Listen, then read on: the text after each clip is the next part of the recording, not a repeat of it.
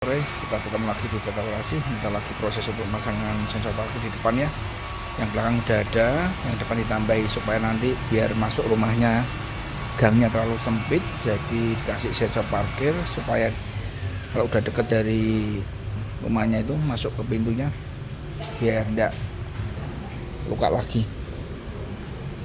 Proses untuk pemasangan sensor parkir yang untuk bagian depan ya, prosesnya keren. Nah, ini yang sebelah kanan sudah beres. Kita tinggal pasang kelistrikan dan kita coba nanti hasilnya bagaimana. Oke. Saya sudah pemasangan karpet 5D di Innova Reborn ya. Kita proses, kita pasang, nanti kita lihat hasilnya. Uji coba ya untuk speaker soundnya. Nah, ini di depan sebelah kiri bunyi. Ayo pindah kanan ya. Untuk depannya, untuk yang sebelah kanannya kita coba dulu. Oke, fungsi ya. Jadi oke, mantap. Untuk yang belakang tetap masih orisinal. Kita pasang di depan. Nah, ada orang lewat atau benda yang mendekati mobil pasti bunyi.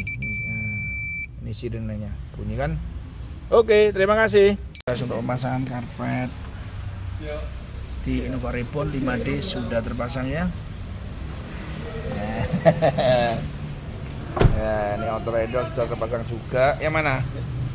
Proses cover setir juga, poster karin lagi dipasang ya, merah hitam. Ya, sensor parkir sudah beres, karpet sudah beres. Karpetnya sudah terpasang semua.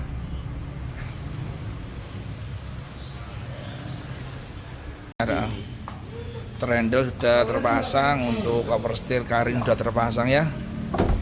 Oh keren, sensor parkir sudah terpasang untuk depan. Karpetnya sudah terpasang 5D di Innova Reborn.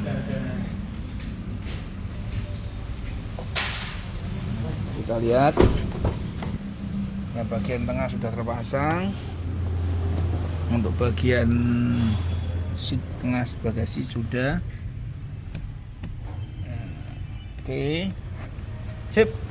Kalah. Tank cover sudah, outer handle sudah terpasang. Sip. Terima kasih.